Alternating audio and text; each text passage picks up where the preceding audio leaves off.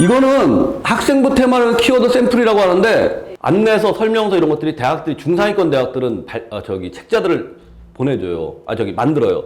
근데 이거 받는 방법이 있어요. 대학교 홈페이지, 입학처 홈페이지에 가서요. 입시 자료 요청을 하세요. 신청을.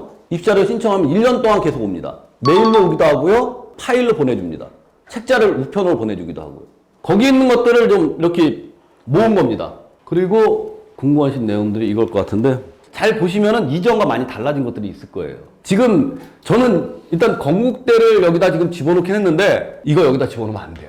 건국대는 여기다 집어넣어야 돼요. 그리고 또 하나는 뭐냐면 이화여대는 정시는 여기선에 더 넣는 게 맞거든요. 수시는 여기다 두면 안 돼요. 여기다 넣어야 돼요. 수시는 이때. 남녀공학일 때 여학생들이 내신이 좋아요. 그리고 문과는 딴 데로 빠질 데가 없잖아요. 선호도가. 이과는 빠질 데가 많아요. 3,000명, 700명, 1,700명, 500명, 500명. 대략적으로 했어요. 대략만 계산해도 6,500명. 여기에 점수가 어디하고 딱 떨어지냐면요. 여기입니다.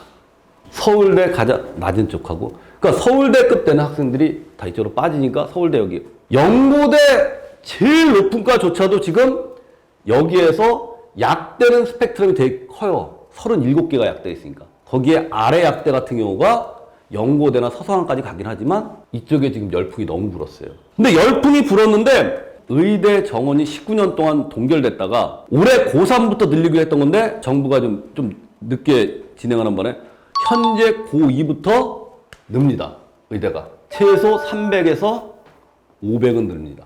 그 고1 이렇게 해서 몇 년간에 걸쳐서 최소 1,000명에서 4,000명이 늡니다.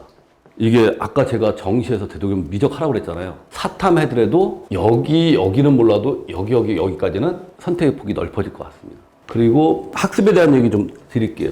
5개 기간에 가채점 평균 점수예요. 등급 원점수. 이걸 평균 내봤습니다. 화작 95.8, 언맥 91.6, 1등급. 여기 지금 점수 차이 한 4점 정도 나죠? 여기 4점 정도 납니다.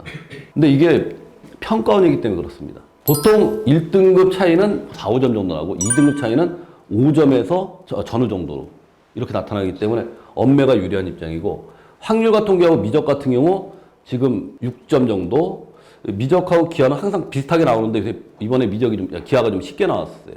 이 점수를 수능 때 등급 점수라고 하시면 안 돼요. 저희가 시뮬레이션 한번 해봤어요. 해봤더니 이번 시험이 얼마나 쉬웠냐면 화작은 100점이 1등급, 언매는 아무리 낮게 잡아도 96점이 1등급.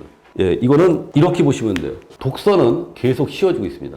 이건 정부 방침이에요. 이것도 어렵다 이거예요. 이번에 문제가 되는 건 뭐냐면 문학도 쉬웠는데 문학은 계속 어려워지고 있습니다. 공부할 때 독서 위주로 하지 마시고요. 문학 위주로 했으면 좋겠다는 얘기를 좀 드리고 있고요. 확통, 미적, 기하. 아까 이거는 제가 미리 얘기했어요. 공부할 때 가급적이면 미적을 선택하는 게 좋을 것 같고 수원하고 수투 중심으로 학습을 하는 게 좋겠다.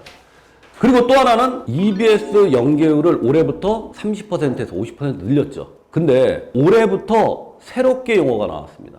체감 연계율이라는 걸 생각했어요. 체감 연계율. 이건 무슨 얘기냐면요. 이거 집정 연계를요. 쓸 수가 없으니까 이거를 이렇게 표현한 거예요. 체감 연계율을 높이라고 그랬어요. 주변에 혹시 고3 학생들 있으면 물어보세요. 국어건, 수학이건, 영어건, 사탐이건 가탐이건 EBS의 공부를 충실한 애들은 이번 시험이 체감적으로는 되게 쉬웠던 거예요. 국어, 영어, 지문이 일부분이 반복됐고 수학 같은 경우도 같은 유형들이 숫자만 바꾼 유형들이 나왔고 그러니까 공부할 때 EBS에 대한 부분을 매우 강조해야 되는데 EBS는 고3용 수능 특강만 생각하는데 EBS 사이트에 가면은 고1, 2용 EBS 교재들이 있어요. EBS 교재를 매우 중요하게 생각해야 됩니다. 그리고 이거는 지금 전체적으로 보면 사탐 같은 경우는 40점대 후반에서 잡히잖아요. 수능 때는 다 50점입니다. 1등급 컷이. 거의 6과목에서 7과목이. 과탐 볼까요? 과탐 보면은 45, 43, 48, 40 이런 정도로 계속 반복될 거고요. 이번엔 좀 특이한 게 하나 생겼어요. 뭐냐면 서울대가 2과목을 필수로 안 하다 보니까 상위권 애들이 굳이 서울대 원해도 서울대 갈 수 있으니까 선택 안 했어요. 상위권만 선택한 게 중상위권 선택 안 했어요. 지금 6월달로 봤더니 작년 수능보다 한 3분의 1이 줄었어요. 근데 3분의 1이 대부분 중하위권 애들이에요. 그러다 보니까 일부 애들이 투를 한 애들이 있어요. 그랬더니 표점이 103점, 106점이 나와버린 거예요. 100점 이상을 줄 수가 없는 거거든요. 100점까지가 한계니까 다 100이 나와버린 거예요. 왜 비상이 걸린 거예요. 그렇다고 해서 상위권 원하는 애들을 2로 돌려야 된다? 그거는 아닌 것 같아요. 그런데 이론적으로 이건 가능해요. 원 과목이, 그러니까 준비가 안 된 원 과목이 5등급 이하 애들은 2를 하면 걔네들은 무조건 득이 됩니다. 그래서 지금 일부 학교들은 가능성도 있다더라라고 하면서 지금 많이 바꿔가는 추세입니다. 수시, 정시, 비중 뭐 어떻게 하고 뭘 할 것인가는 언제 결정하시면 되면요. 3학년 1학기 기말고사 나온 다음에 결정하셔도 됩니다. 그 전에 내가 진로를 어떻게 한다 고민하지 마시고 내신 올리시면 돼요. 그리고 공부를 했는데 성적이 안 나온다고 하는 것에 대해서 제가 팁을 하나 드린다고 그랬잖아요. 학습이라는 거 아시겠지만 학은 배우는 능력이에요. 약간의 시간 차이는 있지만 이건 거의 다 비슷합니다. 그러면 성적을 올리는 거는요, 반복의 능력입니다. 반복하면 되지 반복에 어떤 능력이 있을까? 이거 능력입니다. 인지과학이나 뇌과학에서 하는 얘기가 있습니다. 뇌는 새로운 것에 대해서는 거부감이 없어요. 두세 번 정도 복습하는 데도 거부감이 없습니다. 근데 문제는 3번에서 5번. 수학이나 과학같이 자연과학 같은 경우는 3번에서 7번 정도까지 복습을 해더라도 뇌가 오류 연산을 합니다. 뇌가 거부감을 내요. 복습까지 했는데 성적이 안 나왔다. 이게 정상적인 과정이에요. 최소 7번 이상, 수학, 과학 같은 경우는 10번 이상을 똑같은 거를 반복했을 때 뇌가 활성화 단계로 갑니다. 같은 거를 계속 반복했을 때 뇌가 활성화돼요. 활성화되는 거는 어떤 문제를 풀 때 필요한 학습 요소가 3개라면 3개가 서로 결합을 해서 또 다른 학습 요소들을 만들어내요. 그럼 실수라는 게 안 생깁니다. 보통 보면은 요 단계까지 했을 때 4등급 이하예요. 2단계라면은 3, 4등급 정도?